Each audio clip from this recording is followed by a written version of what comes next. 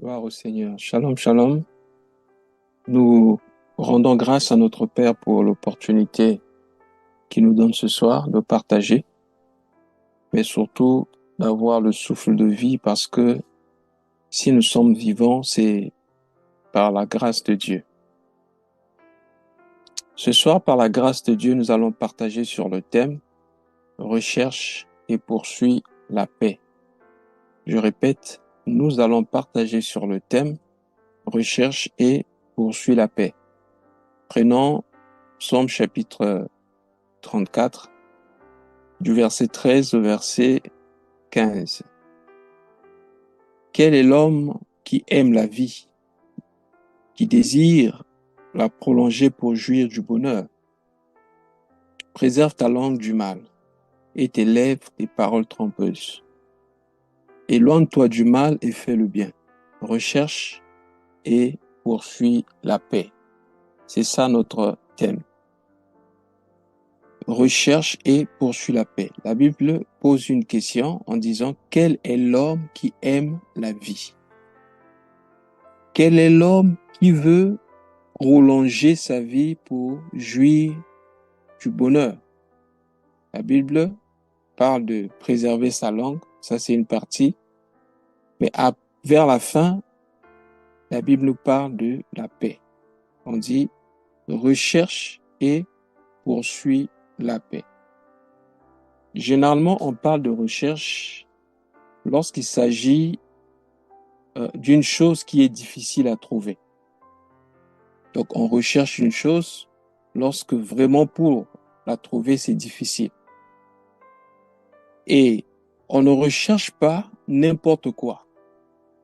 On recherche généralement ce que nous considérons comme étant précieux.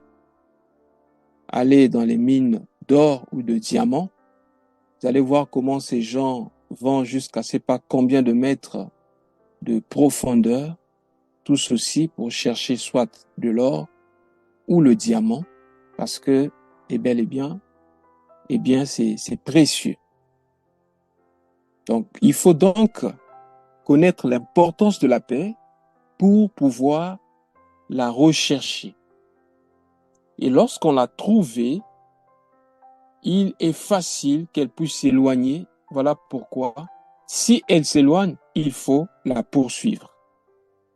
Parce que sans la paix, on ne peut pas vivre. Parce que la Bible dit, quel est l'homme qui aime la vie? Donc, celui qui aime la vie, c'est celui qui est supposé aimer la paix. C'est celui qui recherche la paix et c'est celui qui poursuit la paix. Donc, si on doit poursuivre la paix, c'est parce qu'elle a toujours tendance à s'échapper de ce monde.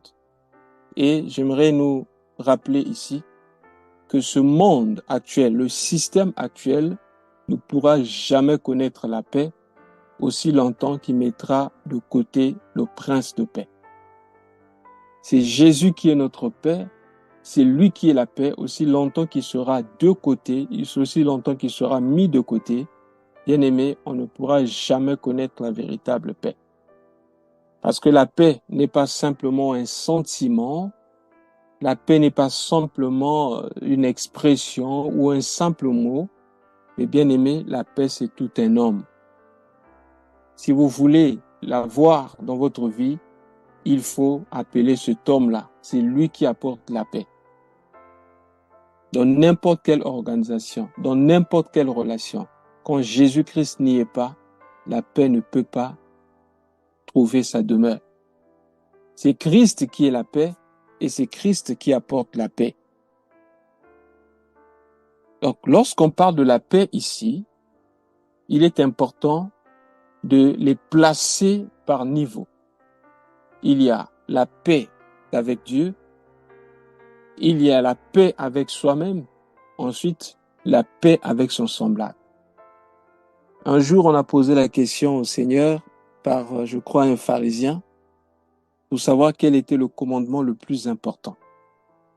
Alors, le Seigneur va répondre en disant, voici Israël, voici ce qui est écrit, écoute Israël, tu aimeras l'Éternel ton Dieu de tout ton cœur, de toute ton âme et de toute ta pensée.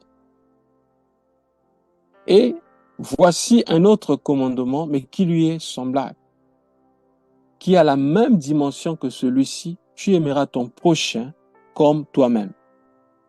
Donc le premier commandement, tu aimeras l'Éternel ton Dieu. Ensuite, tu aimeras ton prochain comme tu t'aimes toi-même. Donc nous comprenons par là qu'il y a 3 niveaux. Le premier niveau, c'est que nous devons avoir la paix avec Dieu. Le deuxième niveau, la paix avec nous-mêmes. Ensuite, la paix avec notre semblable.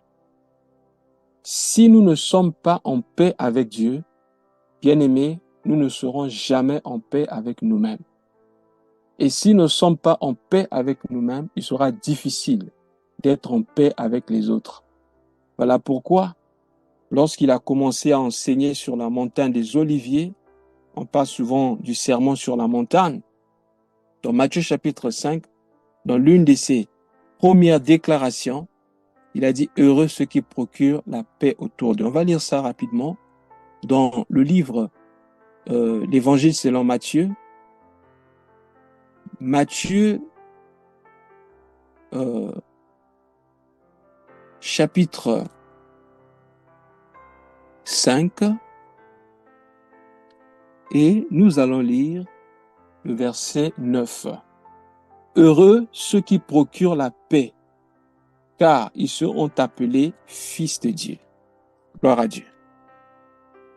Ceux qui procurent la paix, c'est ceux-là qui sont appelés fils de Dieu. On n'a pas dit on t'appellera fils de Dieu parce que tu prêches, parce que tu chantes bien, parce que tu donnes des offrandes. Tu ne seras pas appelé fils de Dieu parce que tu fais une chose, une autre, mais tu seras appelé fils de Dieu si tu procures la paix autour de toi. Posons-nous la question. Est-ce que nous avons cette capacité, bien-aimés, à procurer la paix autour de nous?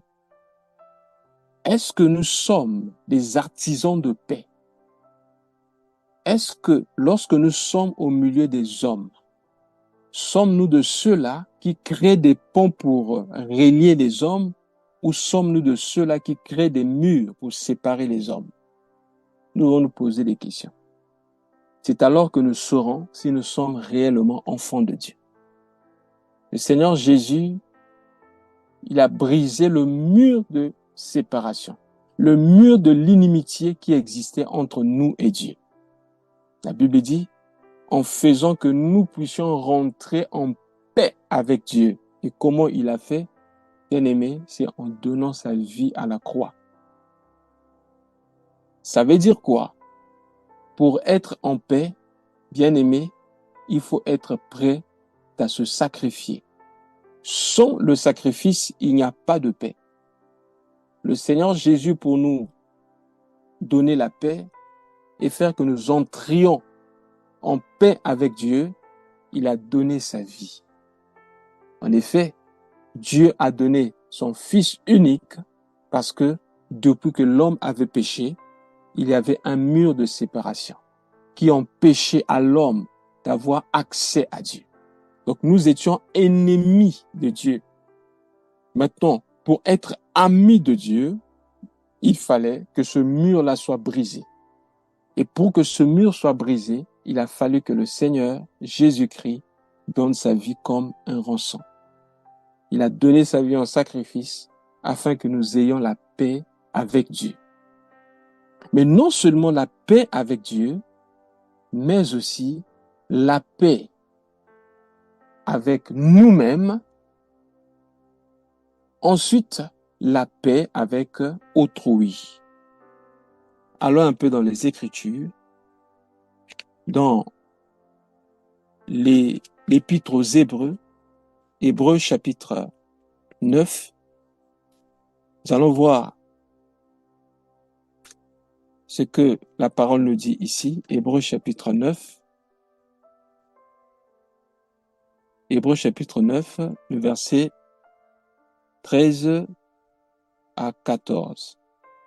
Car si le sang des taureaux et des boucs et la cendre d'une vache répandue sur ceux qui sont souillés sanctifie et procure la pureté de la chair, Combien plus le sang de Christ, qui, par un esprit éternel, s'est offert lui-même sans tâche à Dieu, purifiera-t-il votre conscience des œuvres mortes, afin que vous serviez le Dieu vivant? Alors, qu'est-ce que nous constatons? C'est que pour que nous soyons en paix avec nous-mêmes, puisque nous étions soumis à la culpabilité, il a fallu que Christ verse son sang. C'est là où la Bible dit, dans le livre d'Apocalypse, ils ont vaincu à cause du sang de l'agneau. On peut prendre ça rapidement. J'aime beaucoup ce passage. Malheureusement, c'est un passage plus ou moins mal interprété qui a engendré un certain nombre de doctrines reçues, acceptées par plusieurs et devenues comme des normes, alors que ça n'a rien à voir avec les Écritures. Prenons rapidement Apocalypse chapitre 12. Pour plus de compréhension, je commencerai à partir du verset 10. Et nous lirons du verset 10 jusqu'au verset 11. Et j'entendis dans le ciel une voix forte qui disait, « Maintenant le salut est arrivé, et la puissance et le règne de notre Dieu et l'autorité de son Christ, car il a été précipité. » Écoutez bien, il a été précipité. L'accusateur de nos frères. Si c'est ta Bible, tu peux souligner l'accusateur de nos frères. C'est lui qui les accusait devant notre Dieu jour et nuit. Verset 11. Ils l'ont vaincu à cause du sang de l'agneau et à cause de la parole de leur témoignage. Et ils n'ont point aimé leur vie jusqu'à craindre la mort. Vous voyez? Nous avons vaincu à cause du sang de l'agneau. Pourquoi?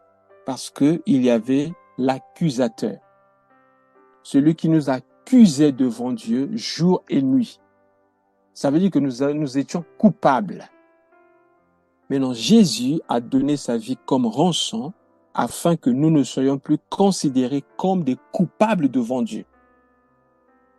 Alors, plusieurs, en prenant ce passage, ils ont utilisé le sang de Jésus comme une arme qu'on doit jeter des projectiles dans toutes les directions.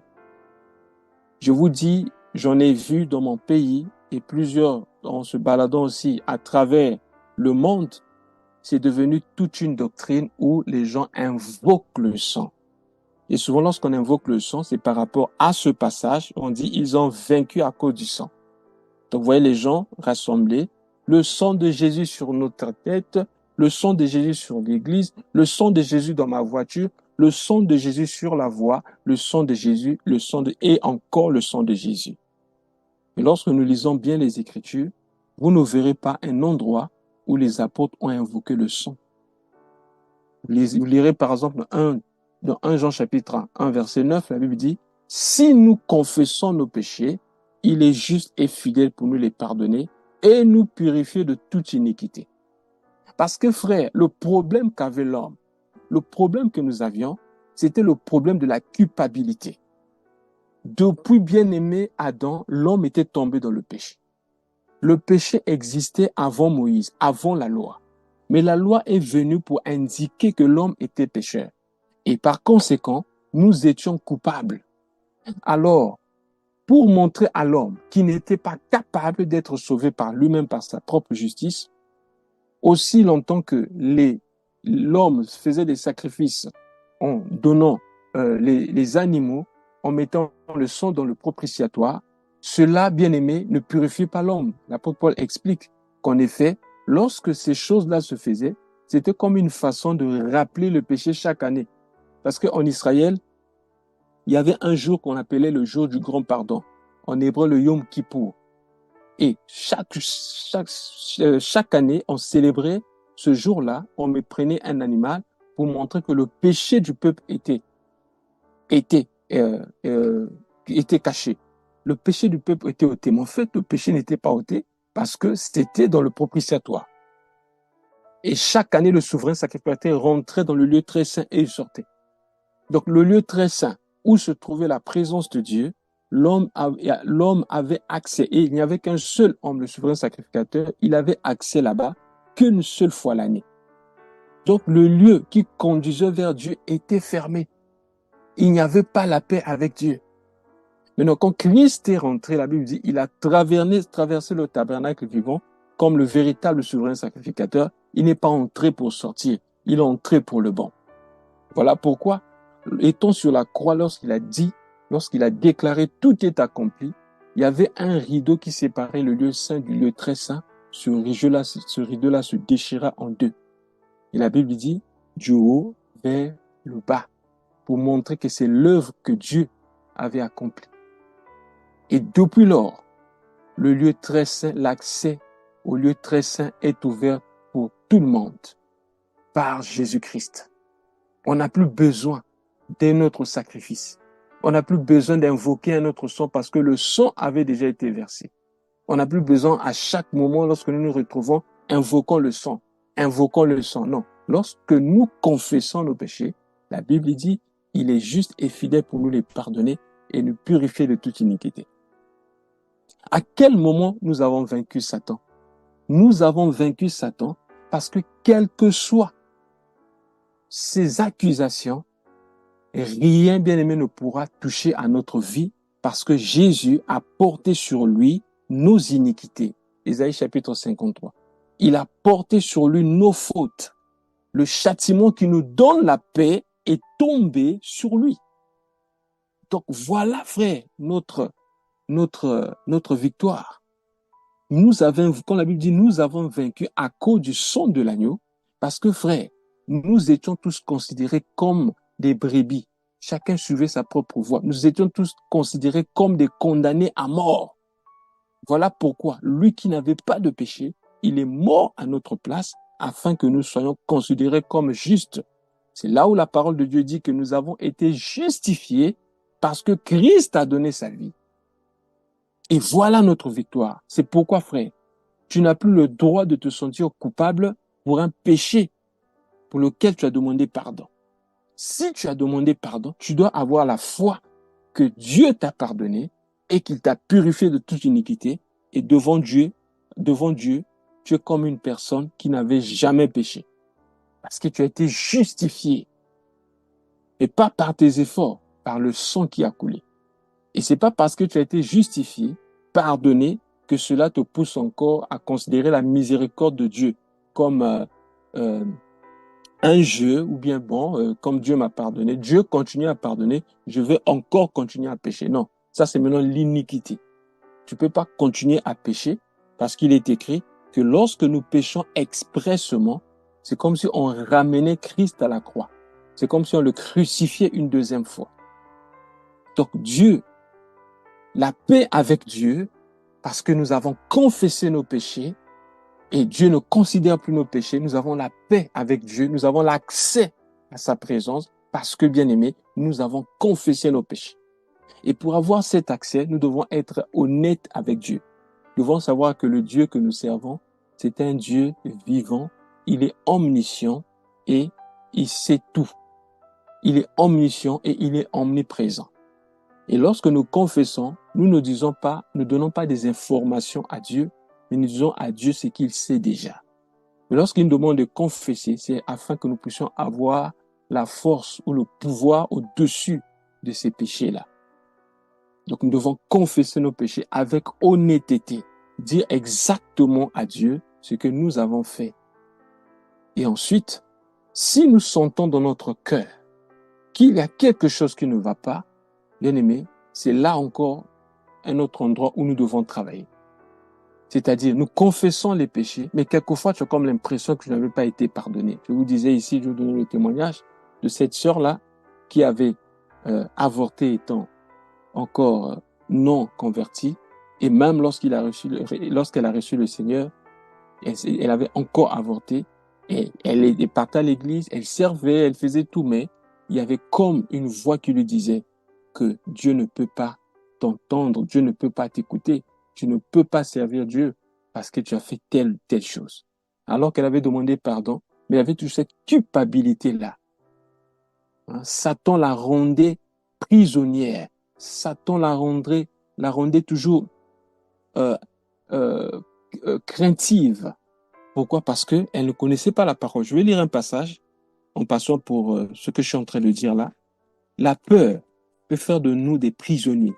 Et ce que le malin fait souvent, c'est chercher à ce que nous soyons des prisonniers, à ce que nous soyons comme nous soyons de ceux-là qui ne maîtrisent pas la parole, de ceux-là qui ne connaissent pas leur position, de ceux-là qui ne connaissent pas leurs droits, afin de continuer à les manipuler. Regardez un peu ce que la parole dit ici dans l'Épître aux Hébreux, Hébreux chapitre 2, où on parle de la peur. Voilà. Merci Seigneur, c'est ça. Hébreux chapitre 2, du verset 14 au verset... Bon, on peut lire jusqu'au verset 17. Ainsi donc, puisque les enfants participent au sang et à la chair, il y a également participé lui-même, afin que par la mort, il anéantisse celui qui a la puissance de la mort, c'est-à-dire le diable, et qu'il délivra tous ceux qui, par crainte de la mort, étaient toute leur vie retenus dans la servitude. Vous voyez, retenus dans la servitude. Car assurément, ce n'est pas à des anges qu'il vient en aide, mais à la postérité d'Abraham. En conséquence, il a dû être rendu semblable en toutes choses à ses frères, afin qu'il fût un souverain sacrificateur miséricordieux et fidèle dans le service de Dieu pour faire l'expiation des péchés du peuple. Donc vous voyez, ce passage nous dit qu'il a délivré tous ceux qui étaient retenus sous la puissance de Satan.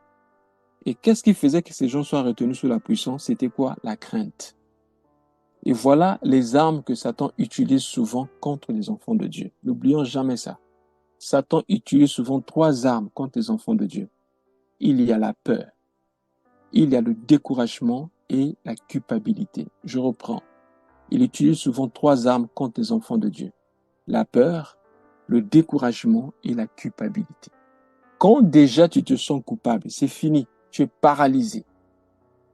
Satan va te pousser à regretter les péchés que tu as faits dans le passé alors que Dieu t'avait déjà pardonné, ou à te faire douter même du pardon de Dieu. Frère, peu importe ce que tu as fait, si tu as réellement confessé tes péchés auprès de Dieu, comme il est écrit, que celui qui cache ses transgressions ne prospère point, mais celui qui les avoue et les délaisse obtient miséricorde. Si tu les as avoués et tu les as délaissés, sache que tu as reçu la miséricorde auprès de Dieu. Il faut avoir la foi. Donc, voilà un autre niveau de paix, la paix avec nous-mêmes. La paix avec nous-mêmes par rapport à notre vie, par rapport à notre passé, par rapport à nos erreurs, par rapport à nos échecs, par rapport à notre passé qui nous tourmente. Il y a des gens qui ne peuvent pas aller loin dans la vie parce qu'ils gardent trop leur passé avec eux. Ésaïe chapitre 43, 18 à 19 dit, ne pensez plus aux événements passés, ne considérez plus ce qui est ancien. Voici, je suis sur le point de faire une chose nouvelle. Je tracerai un chemin dans le désert et je ferai sortir de l'eau dans un lieu de solitude. Si tu veux que Dieu change ton avenir, que Dieu transforme ton présent, il faut apprendre à te débarrasser du passé. Autrement, tu vas demeurer dans le désert. Vous savez, le désert, c'est un lieu de confusion. Remarquez la vie dans le désert. Dans le désert, il n'y a pas de stabilité. C'est un lieu d'instabilité. Dans le désert, la journée, il fait très chaud. La nuit, il fait très froid. Dans le désert, il n'y a pas de route. C'est une disposition où tu as comme l'impression que tu es confus. Ou pour les sœurs, tu es confuse. Tu as comme l'impression que toutes les portes sont fermées. Quelquefois, c'est à cause de toi-même parce que tu ne veux pas te séparer de ton passé. Tu veux garder ton passé avec toi. Ton passé a produit quelquefois peut-être la foi de l'échec en toi. Dès que tu veux faire quelque chose, tu as comme une voix qui te dit non, tu ne vas pas réussir. Toi, tu ne réussis jamais. Non, tu dois rejeter cela. Voilà pourquoi tu dois faire la paix avec toi-même. Il est écrit, si quelqu'un est en Christ, il devient une nouvelle créature. Les choses anciennes sont passées, toutes choses sont devenues nouvelles. Peu importe ce que tu as connu dans le passé. Si tu es en Christ, sache que tu es devenu une nouvelle créature, ta vie peut changer. Même si, comme l'apôtre Pierre, tu as péché toute la nuit sans avoir de poisson, je viens te dire ce soir, comme Jésus-Christ, jette encore le filet. Tu peux avoir un avenir meilleur. Tu peux avoir une autre histoire. Dieu peut changer la page de ta vie si tu acceptes d'abandonner le passé et d'avancer. Il n'est pas un homme pour mentir, ni le fils de l'homme pour se repentir. Il est celui qui emmène la nouvelle création en nous. Pourquoi veux-tu garder ton ancien homme, ta vie passée en toi? Tu ne peux plus changer le passé. Donc, laisse le passé aller et le passé te laissera aussi aller. Donc, voilà pourquoi nous avons besoin de rechercher la paix avec nous-mêmes. Premièrement, recherchons la paix avec Dieu. Deuxièmement, recherchons la paix avec nous-mêmes. Troisièmement, enfin, nous devons rechercher la paix avec les autres. Alors, c'est là où nous allons atterrir. Prenons le livre, l'Épître aux Romains, Romains chapitre 12. Nous allons lire Romains chapitre 12. D'abord, le verset 14. Ensuite, nous lirons du verset 17 au verset 21. Bon, Romains chapitre 12, je lis du verset 14 au verset 15. Et ensuite, du verset 17 au verset 21, je lis: bénissez ceux qui vous persécutent, bénissez et ne maudissez pas. Réjouissez-vous avec ceux qui se réjouissent, pleurez avec ceux qui pleurent. Verset 17, ne rendez à personne le mal pour le mal, recherchez ce qui est bien devant tous les hommes. S'il est possible, autant que cela dépend de vous, soyez en paix avec tous les hommes. Ne vous vengez point vous-même, bien-aimés, mais laissez agir la colère, car il est écrit: à moi la vengeance, à moi la rétribution, dit le Seigneur. Mais si ton ennemi a faim, donne-lui à manger. S'il a soif, donne-lui à boire. Car en agissant ainsi, ce sont des charbons ardents que tu amasseras sur sa tête. Ne te laisse pas vaincre par le mal, mais toi, surmonte le mal par le bien. Qu'est-ce que je veux dire? La relation verticale, c'est-à-dire la relation d'avec Dieu, bien-aimé, dépend de la relation horizontale. Si nous ne sommes pas en paix avec les hommes que nous voyons, bien-aimés, il sera impossible que nous soyons en paix avec le Dieu que nous ne voyons pas. Voilà pourquoi il est écrit, je crois que c'est dans Matthieu chapitre 5, 23 à 24, si tu es debout, tu veux faire ton offrande. Et là, tu te souviens que ton frère a quelque chose contre toi, ne fais pas l'offrande, va d'abord te réconcilier avec ton frère. Ensuite, viens pour présenter l'offrande. Pourquoi? Parce que tu dois d'abord régler ta relation avec les hommes avant de chercher à rentrer dans la présence de Dieu. J'ai vu beaucoup de chrétiens dans l'église aujourd'hui qui sont capables de jeûner pendant 40 jours, jeûner pendant 3 jours à sec, jeûner pendant des jours, donner de l'argent, donner les offrandes, la dîme, etc., faire beaucoup de sacrifices. Mais quand on leur demande quelquefois de pardonner, ah là, c'est un problème. Je peux tout sauf ça. Non, bien-aimé. La Bible dit, l'obéissance vaut mieux que les sacrifices. Ce qui est plus important chez Dieu, c'est d'abord d'obéir à sa parole. Et sa parole dit, pardonne-nous comme nous pardonnons aussi. Si vous ne pardonnez pas, le Père ne vous pardonnera pas non plus. Et le manque de paix peut ouvrir une porte au monde des ténèbres. Là, je vais attirer l'attention des couples. Ne survolez pas les problèmes. Moi, j'avais ce défaut-là. Quand il y a un problème, on essaie de survoler le problème. Je deviens froid, je regarde ma femme de loin et voilà, on peut passer comme ça, 1 jour, 2 jours, on est en froid et après, bon, l'atmosphère revient. Non, frère, en tant que chrétien, on doit s'arranger, frère. Mettre de côté l'orgueil, mettre de côté le moi, chercher vraiment à restaurer la relation, c'est très important.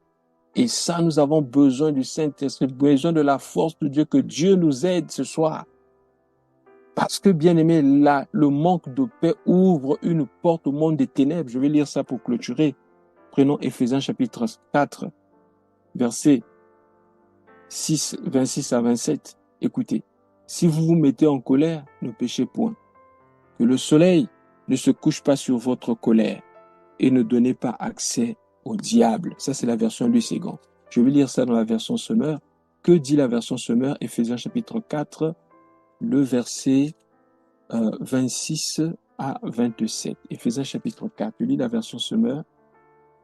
Il est écrit, mettez-vous en colère, mais ne commettez pas de péché. Que votre colère s'apaise avant le coucher du soleil et ne donnez aucune prise au diable. Frère, la colère, le manque de paix peut donner une prise au diable dans ta vie, dans la vie de tes enfants. Par expérience, j'ai vu des gens, quand quelquefois les sorciers veulent attaquer quelqu'un ou attaquer même les enfants dans un couple, ils cherchent d'abord à mettre le couple en désaccord et là, ils peuvent facilement attaquer. Est-ce que vous savez que le manque de paix peut vous fermer le ciel? Le savez-vous? Allons, je disais que c'était le dernier passage, mais ajoutons quand même ce passage, 1 Pierre chapitre 3. 1 Pierre chapitre 3, le verset 7. Le manque de paix peut fermer le ciel dans un couple. Frère, c'est sérieux ces choses. 1 Pierre chapitre 3, le verset 7. Écoutez. Marie, montrez à votre tour de la sagesse dans vos rapports avec vos femmes, comme avec un sexe plus faible. Honorez-les comme devant aussi hériter avec vous de la grâce de vie. Qu'il en soit ainsi, afin que rien ne vienne faire obstacle à vos prières. Vous voyez, le manque de paix peut fermer le ciel dans un couple. Et le manque de paix peut fermer le ciel dans la vie d'un intercesseur. Je vais encore ajouter un autre passage. Veuillez m'excuser pour ça. Souvent, j'ai dit, c'est le dernier passage, mais ça, c'est vraiment le dernier du dernier passage. On va seulement lire et on va s'arrêter là pour ce soir. Regardez, 1 Timothée chapitre 2, le verset 8. Je veux donc que les hommes prient en tout lieu, en élevant les mains pures, sans colère ni mauvaise pensée. Vous voyez, je veux que les hommes prient, mais quand ils élèvent la main ou les mains, que les mains soient sans colère ni mauvaise pensée. Je vais lire ça dans la version sommaire aussi, 1 Timothée 2, 8. C'est pourquoi je veux qu'en tout lieu, les hommes prient en élevant vers le ciel des mains pures, sans colère ni esprit de dispute, c'est-à-dire sans qu'il y ait la paix dans notre cœur. C'est pourquoi il est écrit, soyez toujours joyeux et priez sans cesse. Frère, le monde dans lequel nous vivons, il y aura toujours des situations ou des circonstances qui chercheront, ou même des hommes. Satan va utiliser même des hommes pour chercher à enlever notre paix. Mais veillons à ce que nous ne perdions jamais la paix que Dieu nous donne. Voilà pourquoi la parole de Dieu nous avait déjà prévenu en ce qui concerne ces choses et nous a donné déjà la solution. Philippiens 4, 6 à 7. Ne vous inquiétez de rien. Souvent, c'est les inquiétudes qui enlèvent la paix. Il est écrit, ne vous inquiétez de rien. Mais en toute chose, faites connaître vos besoins à Dieu par la prière et la paix de Dieu, qui surpasse toute intelligence, gardera vos cœurs en Christ. Que Dieu vous bénisse, qu'il vous donne la paix, qu'il remplisse votre cœur de paix, que là où il y avait l'amertume, là où il y avait la tristesse, que cela soit enlevé ce soir même au nom de Jésus-Christ et que la paix remplisse votre cœur et que vous viviez maintenant une nouvelle vie au nom de Jésus-Christ. Amen.